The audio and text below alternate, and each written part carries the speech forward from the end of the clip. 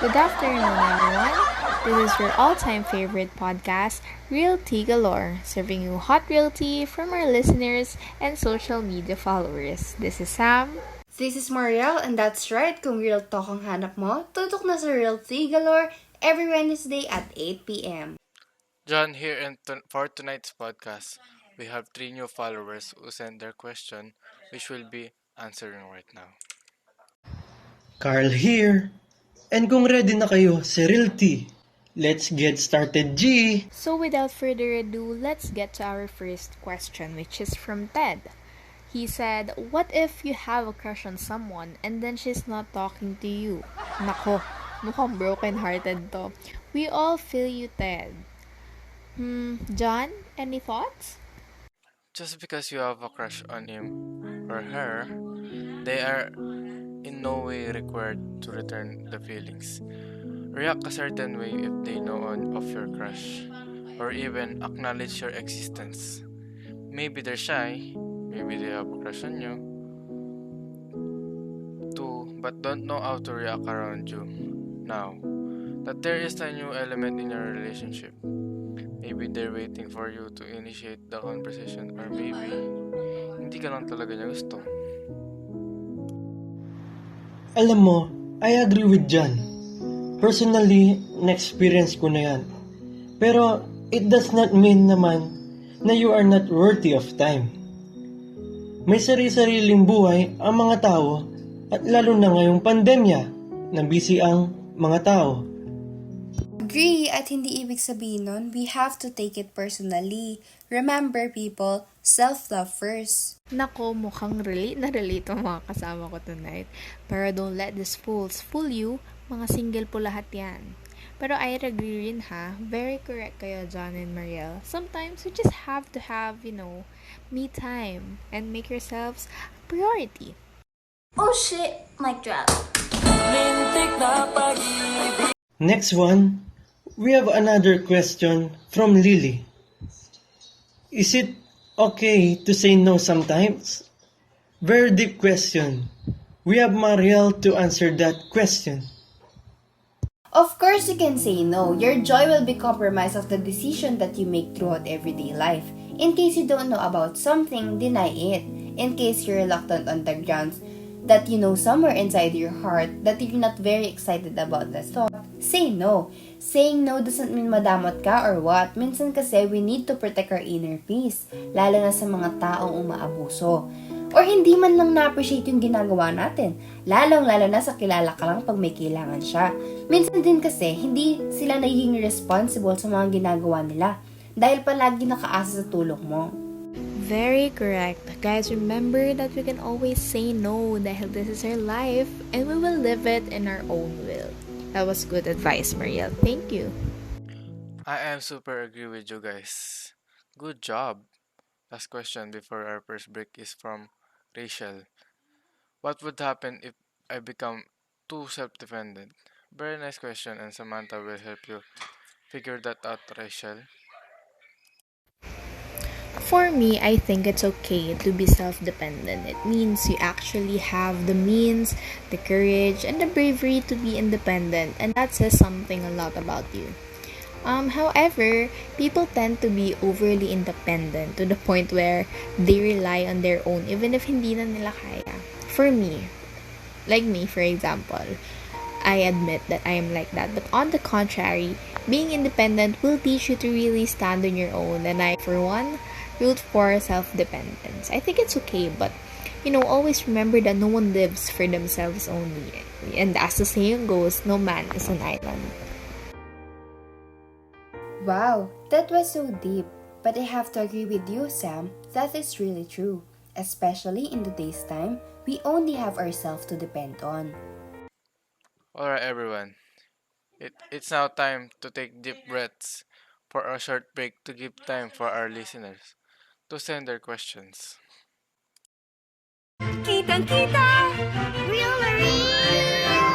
Dan-dan-dan, dan-dan-dan, dan-dan-dan. Sarap ng real, lasap na lasap. Real na real, real na real.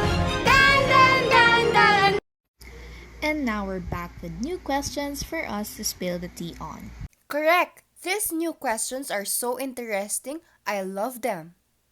I'm so excited. Let's spill the tea, mga G. Our question is from Christina. How can we help other people think maturely? John, ano sa tingin mo? By avoiding negativity. Negativity makes a scope of feelings that won't help you develop. Develop maturing and capable individuals typically are in favor of inspiration. Inspiration will assist you with getting tough spots and conquering the snags life, which undoubtedly does at you. Also, wala sa edad ang maturity, guys, ha? Grabe naman yan. Guys, di ba kayo na-amaze sa mga kasama ko? Very professional and wise. Tama! Kung pwede rin mag-send ng question dito eh. Bakit naman hindi, bro? Come on. Spill your tea na, bro. Sige na nga. Eto, okay lang ba maging dependent sa partner mo? Alam mo, Carl, it really depends eh. I mean, like what I have said earlier, it's better to be independent. Pero bakit andyan pa ang mga partners natin if hindi natin kaya mag-consult sa kanila about our lives, right? Kasi whether we like it or not, ma-affect sila ng kahit anong decisions na gagawin natin. Especially if you're thinking about marriage or long-term relationship, whatever decision you do, it will affect them. So might as well consult them about it. Pero it does not mean that they have the right to control us kasi it is still our own lives, and whether they like it or not, we might do things or make decisions that they will not support. Pero if it makes you happy, if it makes your heart flutter, even if they are opposed to it, I suggest you do it. Pero since yun nga, you should consult them pa rin. And sometimes if hindi talaga kaya mag-give way, you compromise na lang.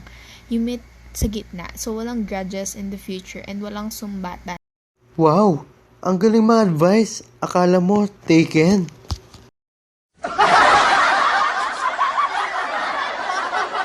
At yun nga po ang tinatawag na real tea, guys.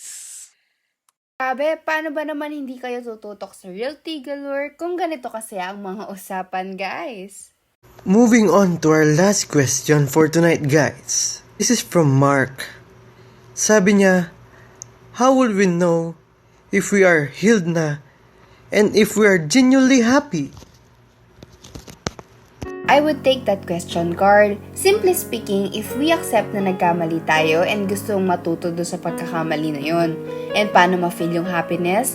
Pag na-learn mo na paano maging kontento. At paano mo ibigay lahat ng decision and problem mo kay God. And always think, everything na nangyayari sa'yo has a purpose. Kapag natanggap mo na fully isang pangyayari that broke you, it doesn't actually mean na healed ka na, ha? I think healing is gradual. Kasi it takes time. And sometimes, nag-stay lang sa'yo yung mga sugat. I have to agree with Mariel. Sometimes the wounds will stay. We will just learn how to live with them as time goes by. And I think that's a sad reality of our lives. Grabe guys, ang gaganda ng mga tanong natin tonight, ah. This is by far my episode of Real Tea Galore. Sad to say it's time to say goodbye. It's a wrap for tonight, guys. Thank you for tuning in sa Real Tea Galore. We appreciate all of our supporters who are constantly supporting us every Wednesday. Thank you to our new followers and listeners and for always taking the time to listen to our tea. This has been your Real Tea Galore host, Sam, signing off. See you next Wednesday, everyone! Kendra, wanna taste the green orange? Green orange for real? Lunas Fruta Dalandan! Amoy na amoy! Is it real? Is it real? Let's fruta! Kitang-kita! Real na real! Dan, dan, dan! Dan, dan, dan! Dan, dan, dan! Sarap ng real! Lasap na lasap! Real na real! Real na real! Dan, dan, dan, dan, dan! Nas Fruta! Discover what's real!